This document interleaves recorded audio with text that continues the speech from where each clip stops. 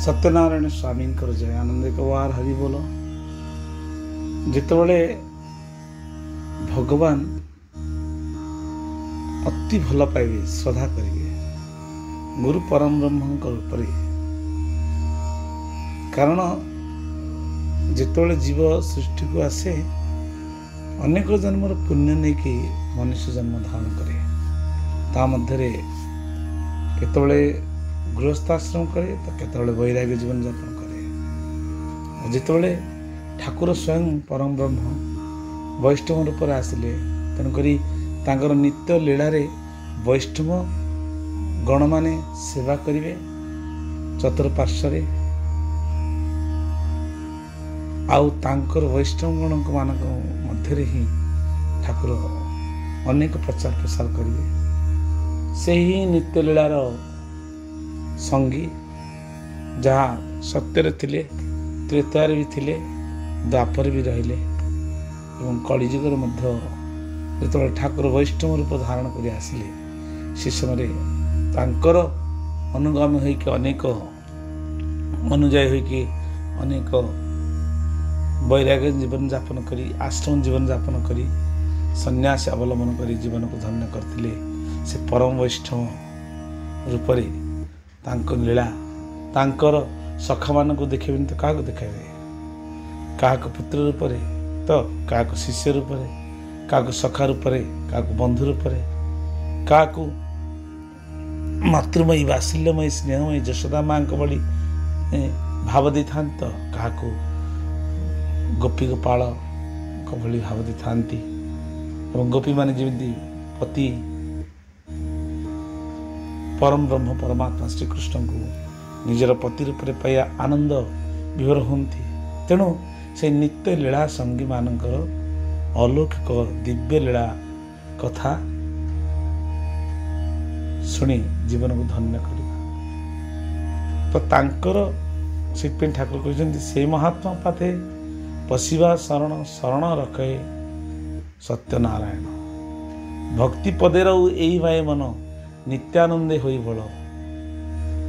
प्रभु पाखरे से आउ गोटे ठाकुर लिखिं प्रति जुगे प्रति जन्मे तुम्हें गुरु। तुम्हें जिते कृष्ण रूप आस, तुम्हें पंच पांडव को नहीं आस, अर्जुन को नहीं आसथिल, युधिष्ठिर को नहीं आसथिल, भीम को नहीं, नकुल को नहीं, सहदेव को नहीं, पांचाली द्रौपदी सखी को नहीं आपण द्वापर जुग लीला कले। गोपलीला जो कले अनेक गोपी गोपाल को नहीं लीला कले एवं बाल्य लीला जो कले मधुमंगल सुबल एभली केते सखा को नहीं आप लीला करते। तेणु आप वैष्णव रूप जो आसिले आप लीलासन को निश्चित साथी नहीं आसती और नित्य लीला दर्शन कराती। तेणुक जमी ठाकुर भाषा भगवान अच्छा देखा जाऊना कहीं ना जमी कुहुड़ी सूर्य कण ना सूर्य अच्छा किंतु देखा जाऊना कहीं ना जो कुहुड़ी घन बादल छाई जाए चारिपटे भगवान देखा जाते नहीं कि सूर्य देखा जाते नहीं। किंतु जो कुहुड़ी हटिज बादल हटिज परिष्कार रूप में भगवान सूर्य नारायण दर्शन दिखती जीव जगत को। ठीक से भाई अज्ञानता रूपक कुहुड़ी जो दिन आम पाखर चलीज भगवान आम पाखे निश्चित दर्शन देवे। आंकर लीला अनुसंगी मान पाखे तो सबुदिन सी था बेले बेले मन विचारधारा जो मोहमाया संसार विरक्ति आसी जाए ना आउ कौन केते दिन रही जाऊँगी प्रभु पाक चली। प्रभु बेले पठाती ना ना तुम कर्म सरनी, तुम्हें आस, तुम्हें आउ थे आसब, तुम्हें आउ थे जीव नहीं मत फेर दिखती नाई तुम कर्म अच्छी कर्म सारी आस। तेणु से कथा को कहीं क्या कहे जड़े अति प्रिय हेले कथाटा विश्वास जी रखिपर तांको अनुभूति कथा कह जाए। बाबा मना करथिले मध्य आज पर्यंत बहुत आउरी किते कथा कहते कहना सी सेवारे संतोष हेले ତାଙ୍କର ଅନ୍ତରର ଗଭୀରତା ଢାଳି ଦିଅନ୍ତି। ପରମ ପୂଜ୍ୟ ରବି ନାରାୟଣ ବାବା, ପରମ ପୂଜ୍ୟ ଅର୍ଜୁନ ବାବା, ପରମ ପୂଜ୍ୟ ପ୍ରଭାକର ବାବା, ପରମ ପୂଜ୍ୟ ମହେନ୍ଦ୍ର ବାବା, ପରମ ପୂଜ୍ୟ ନାଗେଶ୍ୱର ବାବା, ପରମ ପୂଜ୍ୟ ପିତବାସ ବାବା, ପରମ ପୂଜ୍ୟ ଖଣ୍ଡୁରୀ ବାବା। ଆମେ ତ ଦର୍ଶନ କରିନୁ, ଯାହାକୁ ଦର୍ଶନ କରିଛୁ ଆଉ ଅତି ପରମ ପୂଜ୍ୟ ପ୍ରେମମୟ ନିଜର ହନୁମାନ ଭଳି ସେବକ, ଜଡ଼ଭରତ ଭଳି ନିଷ୍ଠା ବୈକୁଣ୍ଠ ବାବା, ଏମାନେ ସାମାନ୍ୟ ନୁହନ୍ତି। ଇଏ ଯୁଗ ପୁରୁଷଙ୍କ ସହିତ ତାଙ୍କ ଲୀଳା ଅଙ୍ଗ ସଙ୍ଗୀ, ମହାନୁଭବ, ମହାନ ବ୍ୟକ୍ତି, ମହାତ୍ମା ଯାହା କହିଲେ ସେମାନଙ୍କ କଥା ଆମେ ଛୋଟ ମୁହଁରେ କ'ଣ ବା କହିବା। କିନ୍ତୁ ତାଙ୍କ କୃପା ହେଲେ ବେଳେବେଳେ ଆସେ କିଛି ଭକ୍ତମାନଙ୍କ ପାଖରେ ଯାହା ଶୁଣିଛେ, ବୟସ ଗଲେ ବୟସ ଗଲା, ପ୍ରଭୁଙ୍କ କଥା ଟିକେ ସମସ୍ତଙ୍କୁ ଆନନ୍ଦ ଲାଗେ। କାରଣ ଆମ ଜୀବନ, ଆମ ପ୍ରାଣ, ଆମ ମନ, ଆମର ଦେହ କାୟ ସେଇ ଅଭିନ୍ନ ଚନ୍ଦ୍ର କରମଳା ଚନ୍ଦ୍ରଙ୍କର ଚରଣ ତଳେ ଯଦି ସମର୍ପଣ କରିଛେ, ତାଙ୍କରି କଥାରେ ହିଁ ଆନନ୍ଦ ଥାଏ। ତାଙ୍କ କଥା ହିଁ ଜୀବନକୁ ଭକ୍ତିମୟ କରାଏ। ସେଇଥିପାଇଁ କୁହାଯାଇଛି, ତବ କଥା ଅମୃତ ଦିଅ ମୋ ଅଭୁଲା ମୃତ, ହେ ପରମ ପ୍ରିୟତମ ତୋ କୃପା ତୋ ଇଚ୍ଛା ବିନା ନ ହୁଏ। ବୋଧ ହୁଏ ତାଙ୍କ ଇଚ୍ଛା କ'ଣ ବେଳେବେଳେ ମନ ଭିତରେ ଏ ପ୍ରେରଣା ଦିଅନ୍ତି। ଭୁଲ ତ ହେଉଥିବ, ମୁଁ ସେୟା ଭାବେନି। ଠାକୁରଙ୍କ କୃପା ଭାବି ତାଙ୍କ ଚରଣ ତଳେ ବସି ଏକାନ୍ତରେ ମନେ ପଡ଼ିଯାଏ ପଦେ ପଦେ କଥା। ଲୀଳା ଅନୁଭୂତି କଥା ତ ଅନେକ ପ୍ରକାର ରହିଛି, ତା ମଧ୍ୟରୁ ଯେଉଁଟା ନିଜେ ସେବା କରି ତାଙ୍କ ଚରଣ ତଳେ ବସି ଶୁଣିଥିବା କଥା ଦୁପଦ କହି ମନେ ପଡ଼ିଯାଏ। ଏ ମନେ ପଡ଼ିଯିବାରୁ ଆଜି ପରମ ପୂଜ୍ୟ ବାବା ଅର୍ଜୁନ ବାବାଙ୍କର ଯେଉଁ ନିତ୍ୟ ଲୀଳାରେ କିଭଳି ଦର୍ଶନ ହେଇଥିଲା, ଠାକୁର ଦର୍ଶନ ଦେଇଥିଲେ, ସେ କଥାକୁ ପ୍ରକାଶ କଲେ। କାରଣ ମହାତ୍ମାମାନେ ଏମିତି ଥିଲେ ଠାକୁରଙ୍କର ଅଙ୍ଗସଙ୍ଗୀ, କିନ୍ତୁ ପ୍ରକଟ କରୁନଥିଲେ। କିନ୍ତୁ ଅନୁଭବ ଲୀଳା କଥା ନହେଲେ ବାବା ଅନ୍ତରର କଥା ପ୍ରାୟ ଜାଣିଯାଆନ୍ତି। ମଣିଷ ଜନ୍ମରେ ଆସିଲେ କୁବୁଦ୍ଧି ସମ୍ପନ୍ନ ହେଇ ବେଳେବେଳେ ମଣିଷ ଭୁଲିଯାଏ ନିଜର ସତ୍ତାକୁ। କିନ୍ତୁ ଗୁରୁ କୃପା କରି ସେ ଅନ୍ଧାରରୁ, ଅଜ୍ଞାନ ରୂପକ ଅନ୍ଧାରରୁ ଆମକୁ ଯେତେବେଳେ ଦୂରେଇ ଦିଅନ୍ତି, ସେ ଆଲୋକ ଆଣି ପହଞ୍ଚି ଦିଅନ୍ତି। ସେ ଆଲୋକ ଶିଖାରେ ଆମେ ସବୁକିଛି ଦେଖିପାରି ନିଜକୁ ଧନ୍ୟ ମନେ କରିବା, ଏହା ହିଁ ଆମର କର୍ତ୍ତବ୍ୟ। ସତ୍ୟନାରାୟଣ ସ୍ୱାମୀଙ୍କର ଜୟ। ଆସନ୍ତୁ ଶ୍ରବଣ କରିବା ପରମ ପୂଜ୍ୟ ବାବାଙ୍କର କଥା। ଅଲୌକିକ ଦିବ୍ୟ ଲୀଳା, ଦିବ୍ୟ କୃଷ୍ଣଙ୍କର ଅଲୌକିକ ଲୀଳା ଯାହା ସେ ଦର୍ଶନ କରିଥିଲେ। ସାଙ୍କେତରେ ଦିବ୍ୟ ଲୀଳା ଦର୍ଶନ। ଜୟ ଜଗନ୍ନାଥ, ଜୟ ଗୁରୁଦେବ, ଜୟ ସତ୍ୟନାରାୟଣ ସ୍ୱାମୀଙ୍କର ଜୟ। ପ୍ରଭୁଙ୍କର ସଦିଚ୍ଛା ପୂର୍ଣ୍ଣ ହଉ, ଆନନ୍ଦ କବାର ହରି ବୋଲ। ତୁମ୍ଭ ଲୀଳା ସିନା ତୁମ୍ଭଙ୍କୁ ଗୋଚର, କିଏ ସେ ଜାଣିବ ବିଶ୍ୱ ଚରାଚର। ଭଗବାନଙ୍କ ଲୀଳାକୁ ଜାଣିବା ଏତେ ସମ୍ଭବ ନୁହେଁ। ଗୁରୁଦେବଙ୍କର କୃପାରୁ ତାଙ୍କରି ଶୁଭ ଆଶୀର୍ବାଦ ହେଲେ ତାଙ୍କ ଲୀଳାକୁ କହିବା କିମ୍ବା ବୁଝିବା ସେସବୁ ସ୍ୱତନ୍ତ୍ର ସମୟ ଏବଂ ଗୁରୁଙ୍କର କୃପା ବିନା କାର୍ଯ୍ୟ ସବୁ ଅସମ୍ଭବ ହୋଇପଡ଼େ। ଗୁରୁ କହିଲେ ତାହା ଜାଣି ନହିଲେ ଅଜ୍ଞାନୀ ଭ୍ରମଣୀ। ବାରମ୍ବାର ଗୁରୁଦେବ ଆସନ୍ତି ମର୍ତ୍ତ୍ୟକୁ, ଧରାଧାମକୁ ଆସନ୍ତି, ଶିଷ୍ୟକୁ ଆପଣେଇ ନିଅନ୍ତି।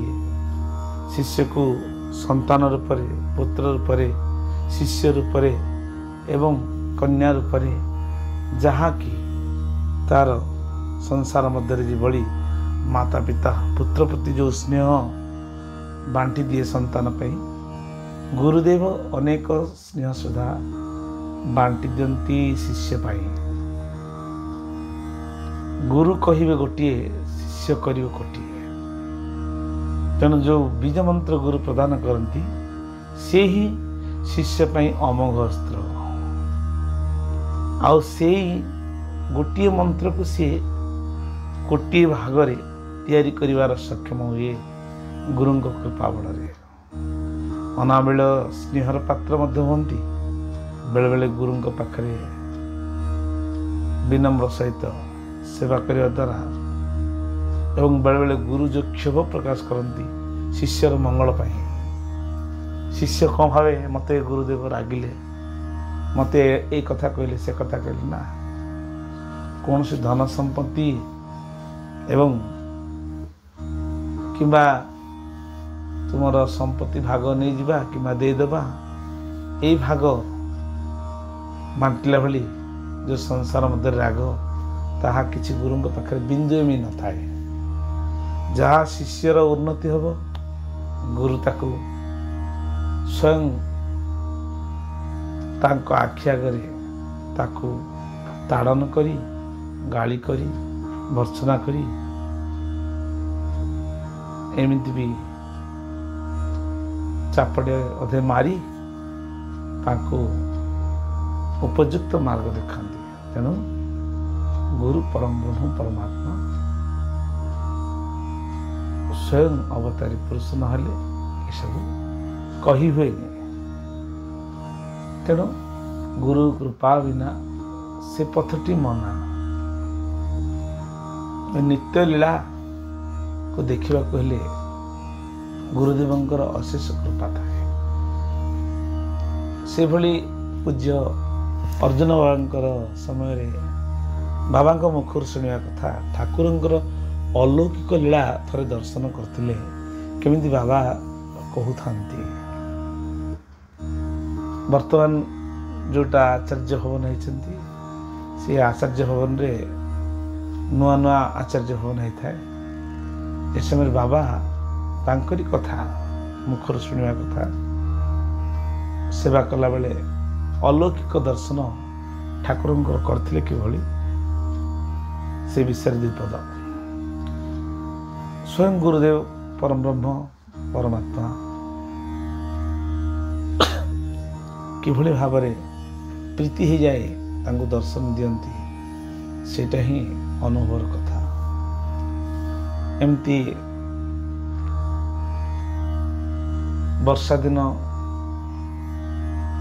ବାବା ବିଶ୍ରାମ କରିଥାନ୍ତି। 2003 କିମ୍ବା 4 ମସିହା କଥା। ବାବାଙ୍କର ଶରୀର ଟିକେ ଭଲ ରହୁନଥାଏ, ବେଳେବେଳେ ମର୍ମାହତ ହେଇଯାଆନ୍ତି କୌଣସି ଗୋଟେ କାରଣରୁ। ଠାକୁରଙ୍କୁ କହି ବସନ୍ତି, ଠାକୁରେ ଆଉ ମୋତେ ରଖନ୍ତୁନି, ଆପଣଙ୍କ ପାଖକୁ ନେଇଯାଆନ୍ତୁ। ବିରକ୍ତି ହେଇକି କୌଣସି ଗୋଟେ କାରଣରୁ ନିରାନନ୍ଦ ଥରେ ହେଇଗଲେ, ଆଉ ଦିନେ ବିଶ୍ରାମ କରିଛନ୍ତି। ବାବା କହୁଥାନ୍ତି ଛାଇ ଛାଇ ନିଦ ହେଇଯାଇଛି। ଠାକୁର ନିତ୍ୟ ଗୋଲକକୁ ଦର୍ଶନ କରିବାକୁ ନେଇଗଲେ।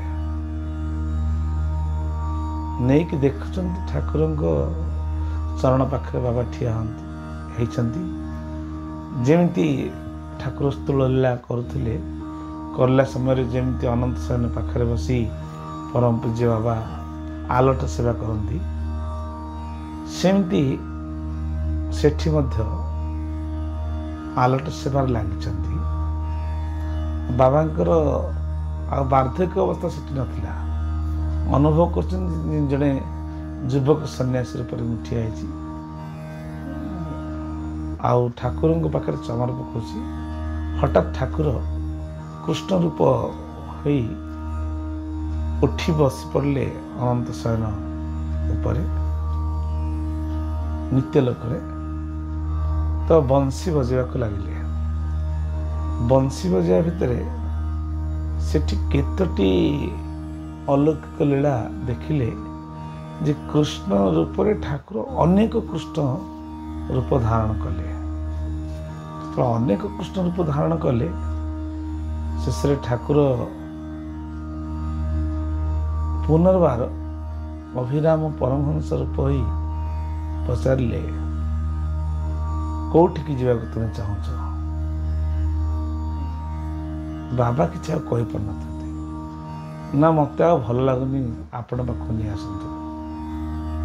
ନା, ତୁମେ ଆସିଲ, ଦେଖ ଆଉ ଥରେ ତୁମେ ଯାଅ। ଠାକୁରଙ୍କର କିଛି କାର୍ଯ୍ୟ ଅଛି, ସେ କାର୍ଯ୍ୟ ସମାପନ କଲା ପରେ ତୁମେ ପୁଣି ନିତ୍ୟଧାମକୁ ଚାଲି ଆସିବ। ବାସ୍ତବରେ ସତ ଘଟଣା। ପୁନର୍ବାର ଗୋଟାଏ ଘଣ୍ଟା ପର୍ଯ୍ୟନ୍ତ ଅନେକ ପ୍ରକାର ଲୀଳା, ନୀଳବର୍ଣ୍ଣର କୃଷ୍ଣ ରୂପରେ ଶ୍ୟାମ ସୁନ୍ଦରଙ୍କର ରୂପ, ଅନନ୍ତ କୋଟି ବ୍ରହ୍ମାଣ୍ଡ କର୍ତ୍ତାଙ୍କର ସେହି ଅପରୂପ ଦର୍ଶନ କରିବା ବା ନିଜକୁ ଧନ୍ୟ ମନେ କଲେ ଏବଂ 2ଟାରେ ବିଶ୍ରାମ କରି ଶୋଇଥିଲେ। 2 ସମୟ, ସେ ସମୟରେ ଶୋଇଛନ୍ତି ତ ଯୋଗ ନିଦ୍ରାରେ ପଡ଼ି ହଠାତ୍ ନିଦ ଭାଙ୍ଗିଗଲା। ଆଉ ସେ ସମୟରେ ମୁଁ ଦେଖେ ବାବା ଶୋଇଛନ୍ତି, ମୁଁ ଆଉ ଡାକିବି କ'ଣ? ମୁଁ ଯାଇକି ପାଦ ପାଖରେ ବସିକି ପାଦ ଆଉଁସି ଯେମିତି ଦେଲି। ବାବା ଶୋଇନଥିବେ, ବେଳେବେଳେ ଶୋଇନଥାଉଛନ୍ତି। ଯେମିତି ସେଇ ସମୟରେ ପାଦକୁ ସ୍ପର୍ଶ କଲି, ବାବା ଚାହିଁକିନା ନିଦ ଭାଙ୍ଗିଲେ। ମୁଁ ଠିଆ ହେଇଛି, ମୋତେ ବିରକ୍ତି ହେଲେ, କହିଲେ କ'ଣ ମୁଁ ଶୋଇଥିଲା ସମୟରେ ତୁ ନିଦଟାକୁ ଭାଙ୍ଗିଦେଲୁ? ଏମିତି କେବେ କରିବୁନି, ବଡ଼ ଅଡ଼ୁଆ କଲୁ। ଆଉ ମୁଁ କହିଲି କ୍ଷମା କରିବି ବାବା। ମୁଁ କହିଲି ଆପଣ 4ଟା ତ ବାଜିଲାଣି, ବିଶ୍ରାମ କରି 4ଟା ବାଜିଲାଣି, ହଉ। କହିଲି ବାବା କ'ଣ ହେଲା? ପାଟି କରନା। କ'ଣ ହେଲା କ'ଣ ତୋତେ କହିବାକୁ ବାଧ୍ୟ ହେବି? ଏମିତି କହିଲେ। ମୁଁ ଭାବିଲି କ'ଣ ହେଲା। ଆଉ ସେଦିନ ତ ପଚାରି ପାରିନଥିଲି। ଦିନେ 2 ଦିନ 3 ଦିନ ଗଲା ପରେ ବାବାଙ୍କୁ ଏମିତି ସେତେବେଳେ ସନ୍ଧ୍ୟାବେଳେ ଚା ପାଆନ୍ତି, ଆଉ ମୁଢ଼ି ଦେହରେ ଟିକେ ସ୍ୱଳ୍ପ ମିକ୍ସଚର ପକାନ୍ତି, ଆଉ ଗଞ୍ଜାମରୁ ଆଣିଥିବା ଦାନ୍ତିକିଲିକୁ ଭାରି ଭଲ ପାଆନ୍ତି। ତ ମୁଁ ନେଇକି ଦେଲି, ଆଉ କ୍ଷୀର ନେଇଥାଏ ପରମ ପୂଜ୍ୟ ଶ୍ରୀବତ୍ସ ସେଠି ଥାଆନ୍ତି, ସେଠୁ କ୍ଷୀର ନେଇ ଚା କରିକି ଦେଲି। ସେ ପାଇଲେ। ସେଦିନ ନାହିଁ, 3-4 ଦିନ ପରେ ମୋତେ କହିଲେ, ଗୋଟେ କଥା କହିବି, କାହାକୁ କହିବୁନି? ମୁଁ କହିଲି ନାଇଁ କହିବିନି। ହଉ ମନେ ରଖିଥା।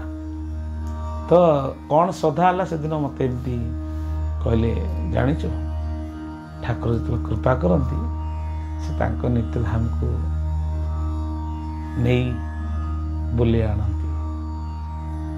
ତ କହିବାର ଅର୍ଥ ହେଉଛି, ଯେଉଁଦିନ ମହାପୁରୁଷ ଗୁରୁ ପ୍ରସନ୍ନ ହେଇଯିବେ, ବେଳେବେଳେ ସେବାରେ ଯଦି ପ୍ରସନ୍ନ ହେଇଯିବେ, ସେ ତାଙ୍କ ଅନ୍ତର କଥା ବି କହିଦିଅନ୍ତି। ତ ସେଦିନ ଭାବିଲି ନିଶ୍ଚିତ ଠାକୁରଙ୍କ ନିତ୍ୟ ଗୋଲକର ସେବାକ ଏବଂ ସେବିକାଗଣ ହିଁ ଶାନ୍ତି ଧାମରେ ଯେଉଁ ସନ୍ନ୍ୟାସୀମାନେ ଅଛନ୍ତି, ଏ ସାଧାରଣ ନୁହଁ। ଆମେ ଅନୁଭବ କରିବା ଦରକାର ଯେ ସେମାନେ ମହାପୁରୁଷ, ମହାତ୍ମା। ପ୍ରକୃତି ଏବଂ ସ୍ୱଭାବ ବିକାରଗ୍ରସ୍ତ ଦେବତାମାନଙ୍କୁ ବି ଛାଡ଼ିନିଏ, କିନ୍ତୁ ଭଗବାନ ଯେତେବେଳେ ମାୟା କରିଛନ୍ତି ସେ ସମୟରେ ବ୍ରହ୍ମାଙ୍କୁ ବି ଛାଡ଼ି ନାହାନ୍ତି। ବ୍ରହ୍ମା କ'ଣ ଜାଣିନଥିଲେ ଭଗବାନ ଶ୍ରୀକୃଷ୍ଣ? ତଥାପି କହିଲେ, ଇଏ କ'ଣ ଦାନ୍ତ ଘଷି ନାହିଁ, ଏ ଛୁଆମାନଙ୍କ ପାଖରୁ, ଛୋଟ ଜାତି ଏମାନଙ୍କ ପାଖରୁ ଛଡ଼େଇ ଆଣି ଖାଇ ଦେଉଛନ୍ତି। ଏ କ'ଣ ବାଳ ଗୋପାଳ, ସୁଦାମ, ସୁବଳ, ମଧୁମଙ୍ଗଳ ଏମାନଙ୍କ ସହିତ ଯେତେବେଳେ ବାଲ୍ୟ ଶ୍ରୀକୃଷ୍ଣ ଖେଳ କରୁଥିଲେ, ବ୍ରହ୍ମା ଜାଣିପାରିଲେନି ମାୟାକୁ, ଯେ ତାଙ୍କୁ ସମସ୍ତଙ୍କୁ ନେଇକରି କମଣ୍ଡଳ ଭିତରେ ପୂରେଇ ଦେଲେ। କହିଲେ ପ୍ରକୃତ ଭଗବାନ କି ନାହିଁ ବୋଲି ପରୀକ୍ଷା କଲେ। ପୁଣି ଭଗବାନ ସୃଷ୍ଟି କରିଦେଲେ ତାଙ୍କ ଦେହରୁ ବାଳ ଗୋପାଳ ସହିତ ସମସ୍ତ ଗାଈ ଗୋରୁ ଗୋପାଳମାନଙ୍କୁ। ବ୍ରହ୍ମାଙ୍କ ମୁଣ୍ଡ ଘାବରି ଗଲା, ମୁଁ ତ ଆଣି କମଣ୍ଡଳ ଭିତରେ ରଖିଛି, ଇଏ କେମିତି କ'ଣ ଆଉ ଥରେ ସୃଷ୍ଟି କରିଦେଲେ। ବ୍ରହ୍ମଲୋକ ଗଲାବେଳକୁ ଭଗବାନ କହିଲେ, ଦେଖ ତାଙ୍କ ଯେଉଁ ଗେଟ୍ କିପର ଥିଲେ ସବୁ କର୍ମଚାରୀ, କହିଲେ ମୁଁ ବ୍ରହ୍ମା ଆସିଗଲି, ଏବେ ଦ୍ୱିତୀୟରେ ଆଉ ଗୋଟେ ବ୍ରହ୍ମା ଆସିବ, ତାଙ୍କୁ ଏହା ଭିତରକୁ ଛାଡ଼ିବା ପାଇଁ ମନା କରିଦେବ। ବ୍ରହ୍ମା ଯେତେବେଳେ ନିଜ ନିତ୍ୟ ଲୋକକୁ ଗଲାବେଳକୁ ଦେଖିଲେ ଯେ ଭଗବାନ ନିଜେ ବ୍ରହ୍ମା ରୂପରେ ବସିଛନ୍ତି। ଏହି ବ୍ରହ୍ମାଙ୍କୁ ଆଉ ସ୍ଥାନ ଦିଆଗଲାନି। ପୁନର କ୍ଷମା ମାଗି ପୁଣି ମର୍ତ୍ତ୍ୟକୁ ଆସି କୃଷ୍ଣଙ୍କ ଚରଣ ତଳେ କ୍ଷମା ମାଗି ବ୍ରହ୍ମା ନିଜର କ୍ଷମା ଭିକ୍ଷା କଲେ। ଭଗବାନ କ୍ଷମା ଦେଲେ, କହିଲେ ଏଇଥିପାଇଁ ତୁମେ ଏ ଅପରାଧ କରିଛ, ତୁମକୁ କିଛି ଦିନ ପାଇଁ ମର୍ତ୍ତ୍ୟମଣ୍ଡଳରେ ଲୀଳା କରିବାକୁ ପଡ଼ିବ। ପରମର୍ତ୍ତରେ ଯାହା ଚୈତନ୍ୟ ମହାପ୍ରଭୁଙ୍କର ବିଷୟରେ ଶୁଣିଲା ବେଳେ ହରିଦାସ ଠାକୁରଙ୍କ କଥା ଲେଖା ହେଇଛି। ଜବନ ହରିଦାସ ହେଇକି ତାଙ୍କୁ ଆସିବାକୁ ପଡ଼ିଥିଲା, ତ ପରମର୍ତ୍ତରେ ପରମ ଭକ୍ତ ହରିଦାସ ହେଇଥିଲେ। ଅନେକ କଥା ରହିଛି ଆଗକୁ ସମୟ ଦେଖି କହିବା। ତ ଏଇଭଳି ମହାପ୍ରଭୁଙ୍କର ଲୀଳାକୁ କେହି ଜାଣିପାରନ୍ତି ନାହିଁ। ଯେଉଁଦିନ ଶିଷ୍ୟ ପ୍ରତି ପ୍ରସନ୍ନ ହେଇଯାଆନ୍ତି ଗୁରୁଦେବ, ସେଦିନ ତାଙ୍କୁ ସବୁକିଛି ଦେଖାଇ ଦିଅନ୍ତି। ତ ଆମେ ତ ଦର୍ଶନ କରିବାର ସେ ସୌଭାଗ୍ୟ ପାଇନୁ, ଯାହା ଗୁରୁଦେବଙ୍କର ଯେଉଁ ସାନ୍ନିଧ୍ୟ ପ୍ରାପ୍ତ ହେଇକି ଏତିକି କଥା ଶୁଣିଛୁ, ନିଜକୁ ଧନ୍ୟ ମନେ କରୁଛୁ। କାରଣ ତାଙ୍କ ଗୁରୁଙ୍କର କୃପା ବିନା ଏ କଥା ମଧ୍ୟ ଶୁଣିପାରିବା ସମ୍ଭବ ନଥାଏ। ଜୟ ଗୁରୁଦେବ, ଜୟ ଗୁରୁଦେବ, ଜୟ ଗୁରୁଦେବ। ପରମ ପୂଜ୍ୟ ଅର୍ଜୁନ ମାଙ୍କ ନିତ୍ୟଲୀଳା ଦର୍ଶନ ଥରେ କରିଥିଲେ। ସେ ବିଷୟରେ ଯେଉଁ ପଦ ବାବା କହିଥିଲେ ତାକୁ ଶୁଣିଥିବା ଯୋଗେ ନିଜକୁ ଧନ୍ୟ ମନେ କରି ଏ ବିଷୟଟି କହିଲେ। କାରଣ ବାବାଙ୍କର ନିର୍ଦ୍ଦେଶ ବୋଲି ଭାବିକି ଏ ବିଷୟଟି କହିଲେ। ମନ ଗଡ଼ା କଥା ନେଇ ଯାହା ସେବା କଲାବେଳେ ଶୁଣିଥିବା। ଆଉ ସମସ୍ତଙ୍କୁ ସେ କ'ଣ କହନ୍ତି, ଯାହାକୁ ଆଦର ହୁଏ ତାଙ୍କୁ ବେଳେବେଳେ ଖୋଲା କଥା କହିଦିଅନ୍ତି। ଯାହା ହଉ, ନିଜକୁ ଧନ୍ୟ ମନେ କରୁ। ଏତେ ବଡ଼ ମହାତ୍ମାଙ୍କ ଚରଣ ତଳେ ଆଶ୍ରିତ ହୋଇ ନିଜ ଜୀବନକୁ ସମର୍ପଣ କରି ଠାକୁରଙ୍କ ସେବାରେ ରହିଥିବା ଯୋଗେ ସତ୍ୟନାରାୟଣ ସ୍ୱାମୀ କୃପା କରନ୍ତୁ।